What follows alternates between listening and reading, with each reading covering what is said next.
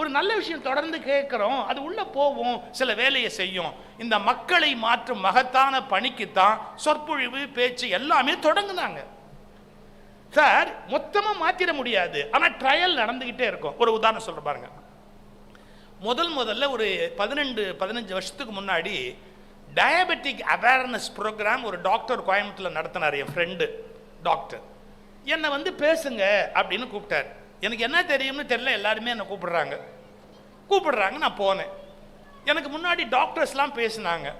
இந்த வந்து உட்காந்துருந்தாங்க பாருங்க, ஆடியன்ஸு எல்லாம் சோகமாக உட்காந்துருந்தாங்க. ஏன்னா அன்னைக்கு தான் அவங்க டெஸ்ட் பண்ணி சர்க்கரைன்னு கண்டுபிடிச்சிருக்கா. சும்மா போகிறவங்களை இலவசமாக பார்க்கலாம்னு உடனே அவன் போய் கையை நீட்டி மாட்டிட்டான். உனக்கு சர்க்கரை இருக்கு உட்காரு, உனக்கு சர்க்கரை இருக்கு உட்காருன்னு பிடிச்சி வச்சிருக்கிறாங்க. ஒரு 1000 பேர் அன்னைக்கு தான் சர்க்கரைன்னு கண்டுபிடிச்சி உட்காந்துருக்குறாங்க. எதையாவது ரசிப்பாங்களா? 1 மணிக்கு மேலே மைக்கு எங்கிட்ட கொடுக்குறாரு டாக்டர். நான் ஆரம்பிச்சா எல்லாரும் பரிதாபமாக உட்காரு, ரொம்ப வேதனையில் இருக்கிறாங்க. அவங்க இன்னைக்கு தான் மாட்டியிருக்கிறவங்க ஒரு துக்கத்தில் இருக்கிறாங்க. நான் ஒரு சின்ன கதை சொன்னேன். ஒரு விவசாயி கடவுளை திட்டிக்கிட்டே இருந்தான்.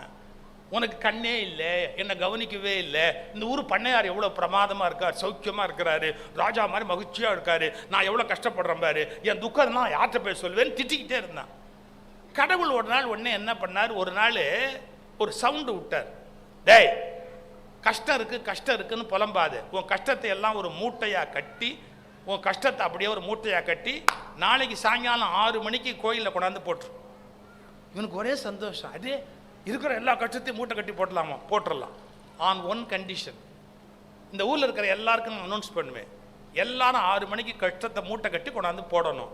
லைட் ஆஃப் ஆகிடும். திரும்பி போகும்போது அதுக்குள்ளே நீ இன்னொரு மூட்டையை எடுத்துக்கணும்.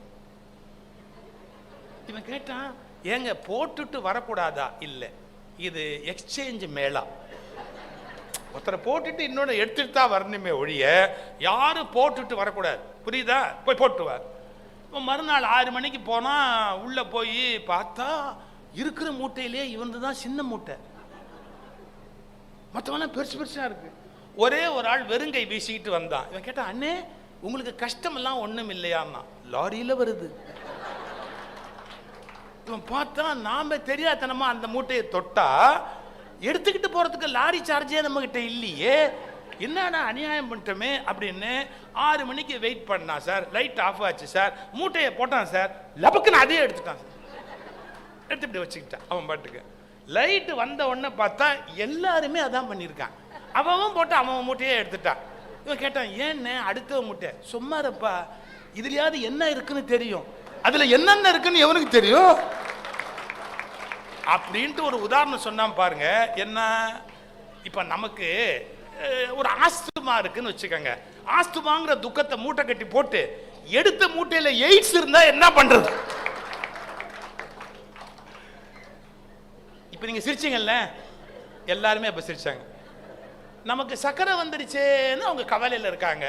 நான் என்னால் முடிஞ்ச வித்தையெல்லாம் காட்டி கடைசியாக அந்த கதையை சொன்ன உடனே அவங்க ஒரு மாதிரி நார்மலாக ஆனாங்க. அப்போ ஒரு வார்த்தை சொன்னேன், என்ன தெரியுங்களா? சர்க்கரை நோய் வந்தவர்கள் அதிகம் வாழ முடியும், சர்க்கரை நோய் வராதவர்களை விட சர்க்கரை நோய் வந்தவர்கள் அதிக நாட்கள் வாழுகிறார்கள். எப்படி தெரியுங்களா? தனக்கு வந்து விட்டது என்று தெரிந்ததால் அவர்கள் தே ஆர் வெரி கேர்ஃபுல். உணவுல, சாப்பாட்டுல, உடற்பயிற்சியில சரியா இருக்கிறாங்க. இதுக்குன்னே தெரியாம இருந்தவன் ஒரே நாள்ல டக்குன்னு போயிடுறான். தெரிஞ்சிட்டவன் ஒழுங்கா தன்னை பாதுகாத்து நீண்ட நாள் வாழுகிறான். He is able to live for a long time. ஏன்னா அவன் டயட் ரெஸ்ட்ரிக்ஷனுக்கு வந்துட்டான், ஃபேட் அவாய்ட் பண்ணிட்டான், வாக்கிங் போறான் டெய்லி, தனக்கு டயபெட்டிஸ் இருக்குன்னு. நமக்கு என்ன குறை இருக்கிறது என்று தெரிவதே அது 50% சரி செய்து கொள்வதற்கு சமம். நம்ம கிட்ட என்ன ப்ராப்ளம் இருக்கு அப்படின்னு கண்டுபிடிச்சாச்சுன்னா 50% வெற்றி. இதைத்தான் நான் சொல்ல வரேன். மக்களுடைய குறைகளை அல்லது தவறுகளை, அவங்க மாற வேண்டிய முறைகளை விவேகானந்தர் போன்றவர்கள் வந்து சொல்வாங்க. என்ன எழுச்சி உண்டு பண்ணார் சுவாமி விவேகானந்தர், எவ்வளவு பெரிய மாற்றத்துக்கு விதையிட்டார் மகாகவி பாரதி, எவ்வளவு பெரிய தமிழ் உணர்வு வரணும்னு பாடுபட்டார் புரட்சி கவிஞர் பாரதிதாசன், இந்த மக்கள் சமூகத்தில் மேலே வரணும்னு டாக்டர் அம்பேத்கர் எவ்வளவு பெரிய முயற்சி எடுத்தாரு, என்னென்ன பாடுபட்டாங்க. எல்லாமே நடக்கலையா? நடக்கும், கொஞ்சம் கொஞ்சமாக தான் நடக்கும். டக்குன்னு உடனே எல்லாமே இந்த உலகத்தில் நடந்துராது. இப்படி நடக்கிறதுக்காகத்தான் புத்தக காட்சி, இதெல்லாம் அறிவு பொக்கிஷம், படிங்க அப்படின்னு. மேடை பேச்சு இப்ப மற்றவங்க எப்படி பயன்படுத்துவாங்களோ எனக்கு தெரியாது. என் ஒவ்வொரு பேச்சும் வேள்வி என்பதை நான் அறிவேன். நான் விளக்கை ஏற்றுவதற்காக வந்தேன். நான் விளக்கை ஏற்றுவதற்காக வந்தேன். சிலரை போல் தீயை பற்ற வைப்பதற்காக நான் வரவில்லை. விளக்கை ஏற்றுவதற்காக வந்தேன். ஒரு வெளிச்சம் எரியணும். நாம மற்றவங்களுக்கு எவ்வளவு நல்லவனா இருக்க முடியும்? மற்றவங்க நம்ம என்ன நன்மை பண்ண முடியும்? நம்மளை பிரிச்சு பிரிச்சு பிரிச்சு பகையாக்கிக்கிட்டே போறதா, சேர்த்து சேர்த்து சேர்த்து ஒற்றுமையாக்கிக்கிட்டே போறதா? அந்த விளக்கை ஏற்று அது சுலபம் இல்லை. இப்ப அவங்க சொன்னாங்க பாருங்க, ஏன் மக்களை மாத்துறது கஷ்டம் தெரியுங்களா? இப்ப பாருங்களேன், நான் நேத்திய வரைக்கும் செய்த பழக்கம் தவறுன்னு ஒருத்தர் சொல்றாருன்னு வச்சுக்கோங்க, நான் ஒத்துக்கிட்டு மாத்த ஆரம்பிச்சா என்னங்க அர்த்தம்? நேத்திய வரைக்கும் நான் முட்டாள்னு ஒத்துக்கிட்டேன்னு அர்த்தம். யாருக்காவது மனசு வருமா? நான் நேற்று வரைக்கும் மடையனா இருந்தேன், முட்டாளா இருந்தேன், நான் மடையனு முட்டாளுமா இருந்ததால தான் இதை பண்ணுனேன்னு ஒத்துக்கிட்டாதான் இன்னைக்கு நீங்க மாற்றமே பண்ண முடியும். அகங்காரம் ஒத்துக்க விடாதுங்க. நாங்க 40 வருஷமா அப்படிதான் பண்றோம், 100 வருஷமா அப்படிதான் பண்ணிக்கிட்டு இருக்கிறோம். நான் மாற முடியாது. அப்பன்னா நாங்க எல்லாம் முன்னாடி இருக்கிறதெல்லாம் முட்டாளான அப்படி இல்லை. தாராளமா நல்ல வழக்கமும் பரம்பரை பரம்பரையா வரலாம், கெட்ட பழக்கமும் பரம்பரை பரம்பரையா வரலாம். புரிஞ்சுக்கணும். சில மாற்றங்களை கொண்டு வரது ஒரு சுலபம் இல்லை சார். நீங்க 100 இடத்துல சயின்ஸை எடுத்து இந்த பாம்பு பால் குடிக்காதுன்னு சொன்னா ஒத்துக்குவாங்கல்ல? பாம்பால திரவம் தண்ணி மட்டும் குடிக்குங்க. எப்பாவது ரொம்ப வெயில் கடுமையா இருந்தா தண்ணீர் மட்டும் நக்கி குடிக்குங்க. பாம்போட இயல்பு பால் குடிக்காதுங்க. அதுக்குரியது அல்ல. ஏன் நான் சயின்ஸ் படிச்சவங்களை கேளுங்க, பொதுவாகவே எந்த விலங்குமே இன்னொரு விலங்கின் பாலை உண்ணாதுங்க. ஒரு பன்றி போய் ஒரு நாய், இதெல்லாம் வருது யூடியூப்ல எல்லாம் வருதுங்க. ஜெனரலா காட்டுல இருக்கிற விலங்கு நீங்க பாத்தீங்கன்னா தன்னுடைய தாய் பாலை தவிர அது இன்னொரு விலங்கினுடைய பாலை சாப்பிடுவது கிடையாதுங்க. மனுஷன் மட்டும்தான் பசும்பால், ஒட்டகப்பால், கழுதப்பால் இப்படி எல்லாம் சாப்பிட ஆரம்பிச்சா மனிதனுடைய இயல்பு. இப்ப எதையுமே விட்டு வைக்கலையே. ஆனா பொதுவா ஒரு விலங்கு சாப்பிடாதுங்க.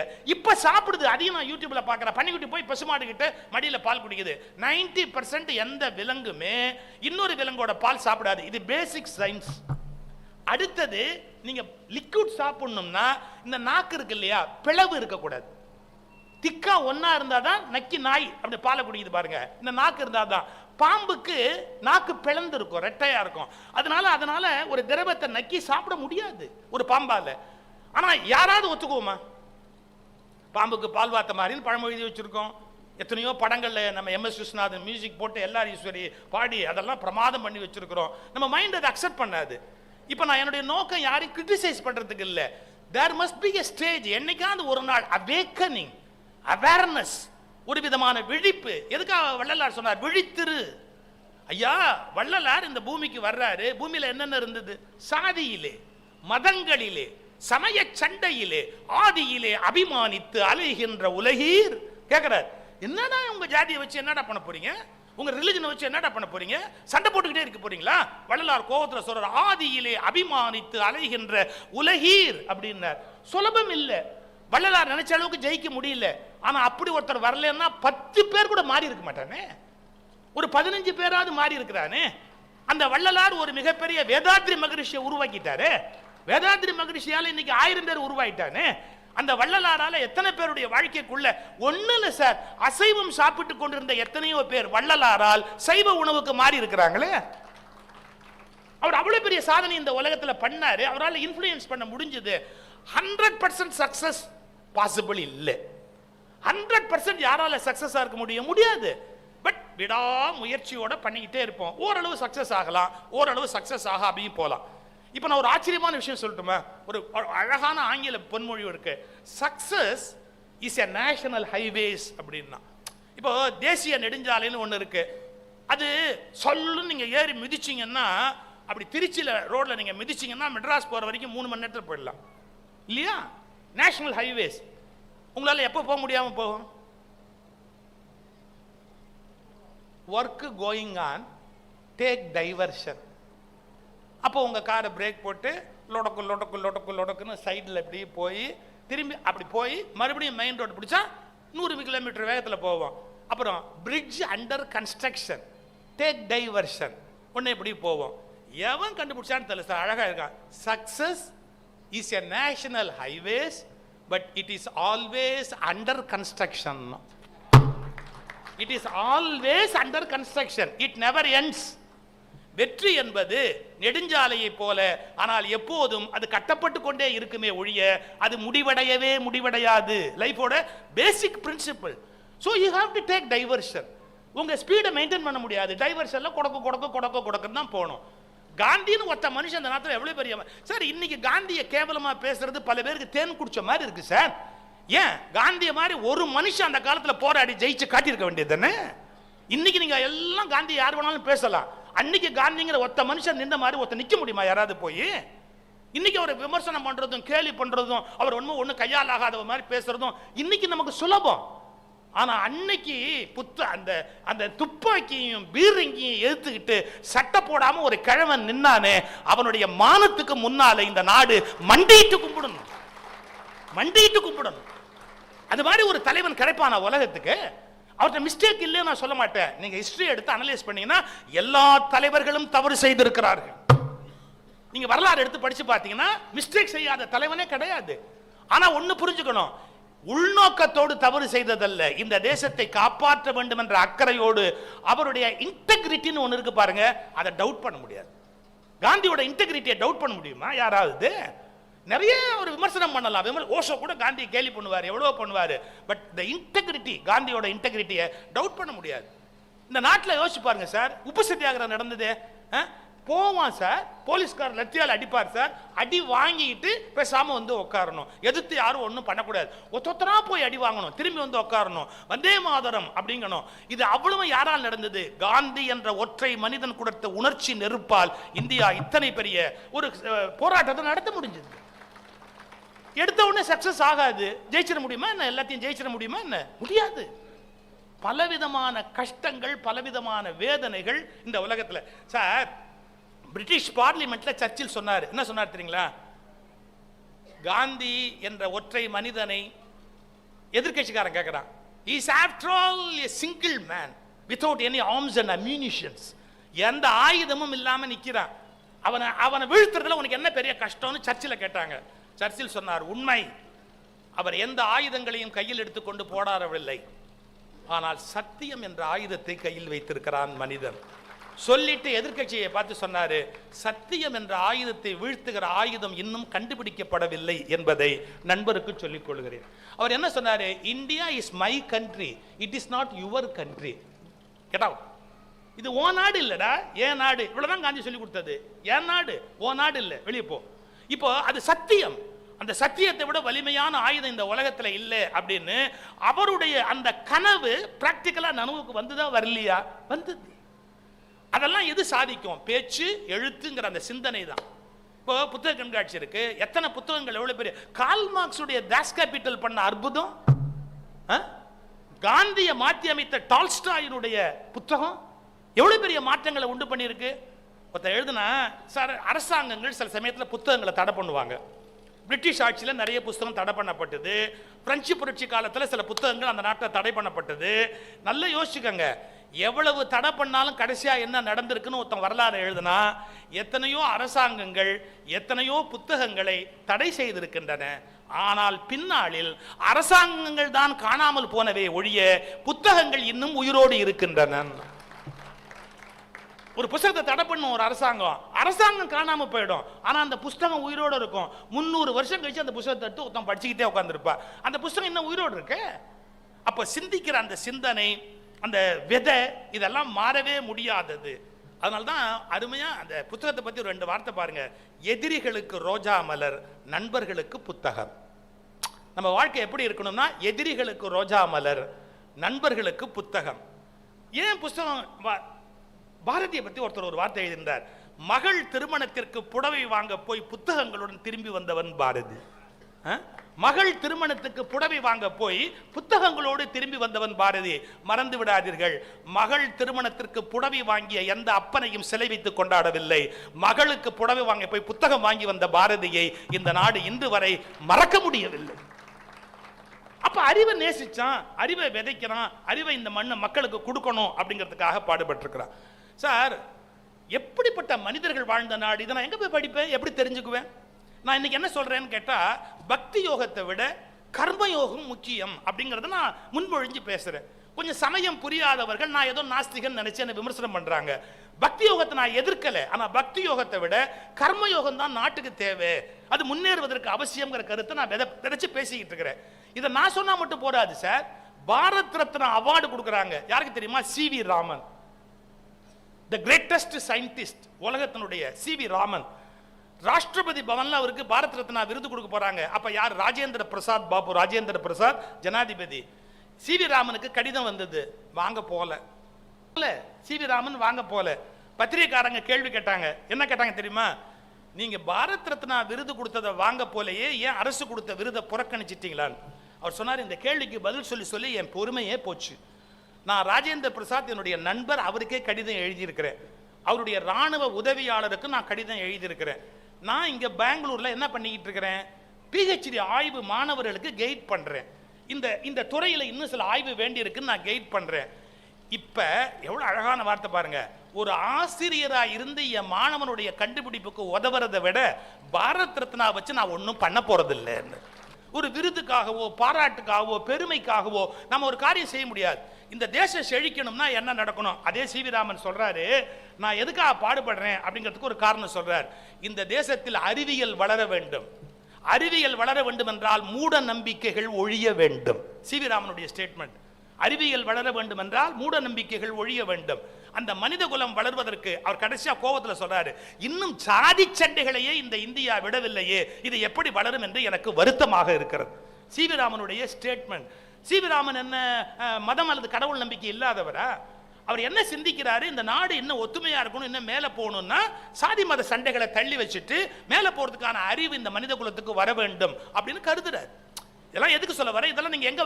நான் ஒரு புத்தகம் படிப்பாங்க, புத்தகம் பேசுதுன்னே ஒரு பத்திரிகை வருது. எவ்வளவு பேர் நீங்க படிக்கிறீங்கன்னு தெரியாது. புத்தகம் பேசுதுன்னு ஒரு பத்திரிகை. ஏன் நான் அதை படிப்பேன்னா, பெஸ்ட் புக்ஸை எது இன்ட்ரோடியூஸ் பண்ண எனக்கு. உலகத்தில் என்னென்ன புக்கு வந்திருக்குது, யார் தமிழில் என்னென்ன புத்தகங்களுக்கு மொழிபெயர்ப்பு வந்திருக்குது, எனக்கு ஒரு கைடு மாதிரி அதை எடுத்து நான் வாங்கி படிப்பேன். புத்தகம் பேசுது, என்னென்ன புத்தகம் வந்திருக்குது அப்படிங்கிறத எனக்கு அதை எடுத்து சொல்லும். அதனால நம்ம என்ன அறிவு வளர்ச்சிக்கு புத்தகங்களை படிக்கிற போது சில மாற்றங்களை நம்மளால கொண்டு வர முடியும். ஒன்னே ஒன்று சொல்லி முடிச்சிடுறேன். கடுமையான சட்டங்களை போட்டால் மக்களை மாற்றலாம், பனிஷ் பண்ணால் மக்களை மாற்றலாம். சாத்தியமே கிடையாது, சாத்தியமே கிடையாது. மனுஷன் உணர்ந்தாதான் மாற முடியுமே ஒழிய சட்டத்து மூலமாவோ இல்லை புத்தி சொல்றது மூலமாவோ யாரையும் மாற்றிட முடியாது. ஒரு இன்சிடென்ட் உங்களுக்கு சொல்லட்டுமா? பிரிட்டனில் ஒரு சட்டம் கொண்டாந்தாங்க. திருடுறவங்க ரொம்ப திருடுறவங்களை கடுமையாக பனிஷ் பண்ணால் திருட்டை நிறுத்திடலாம் அப்படின்னு முடிவு பண்ணி இப்போ பப்ளிக் ஹேங்கிங் சொல்கிறாங்க பாருங்க, எல்லாம் பார்க்குற இடத்துல வச்சு அவங்கள பனிஷ் பண்ணுறது. அது மாதிரி பிரிட்டனில் ஒரே ஒரு தடவை ட்ரை பண்ணாங்க. என்ன? பப்ளிக்கில் பனிஷ்மெண்ட். எப்படி தெரியுங்களா? அவங்கள கொண்டாந்து நிறுத்திடுவாங்க. திருடுறவங்கள யார் வேணாலும் பனிஷ் பண்ணலாம். அந்த மாதிரி கடுமையான பனிஷ்மெண்ட் கொடுத்தா திருட்டை நிறுத்திடலான்னு ஒரு 10 பேர் திருடனை கூட நிறுத்தி ஃபர்ஸ்ட் டைமா பிரிட்டன்ல எக்ஸ்பெரிமெண்ட் பண்ணலாம். கூட்டம்னா கூட்டம், 10,000 பேர் 20,000 பேர் ஓடியாந்துட்டான் இந்த பனிஷ் பண்ணணும்னு. ஆனா திரும்பி போகும்போது தான் அவன் கண்டுபிடிச்சான், பாக்கெட்ல நிறைய காணும், பாக்கெட்ல நிறைய காணும், பர்ஸை காணும், அதை காணும், இதை காணும். எப்ப திருடுனவனுக்கு கடுமையான தண்டனை கொடுத்தா திருட்டை நிறுத்திடலாம்னு ஏற்பாடு பண்ணா அங்கு கூடிய கூட்டத்தில் பலருடைய பர்ஸை காணும். அப்ப என்ன அர்த்தம்? கடுமையான சட்டங்கள் மூலமெல்லாம் மனிதர்களை திருத்த முடியாது. அதுதான் ஒரு கவிஞர் எழுதிட்டானு, சட்டம் போட்டு தடுக்கிற கூட்டம் தடுத்துக்கிட்டே இருக்குது, திட்டம் போட்டு திருடுற கூட்டம் திருடிக்கிட்டே இருக்குது, திருடனா பார்த்து திருந்தா விட்டா ஒன்றும் பண்ண முடியாது அப்படின்னா. அந்த மனமாற்றம்ங்கிறது ஏற்படணும். அது சுலபம் இல்லைங்க. இந்த மனம் நம்மளை ஆட்டி வைக்கிற பிசாசு, அதுலேருந்து வெல்லுவது ரொம்ப கஷ்டம். இப்போ நான் என்ன சொல்ல வரேன், இது 100க்கு 100 நனவா வெற்றி பெறுமா என்று கேட்டால் வெற்றி பெறும் என்ற எண்ணத்திலேயே நான் இல்லை. முயற்சி செய்து கொண்டே இருந்தால் ஒருவர் வெற்றி பெற்றால் கூட அது உண்மையில் கடவுளின் வெற்றி.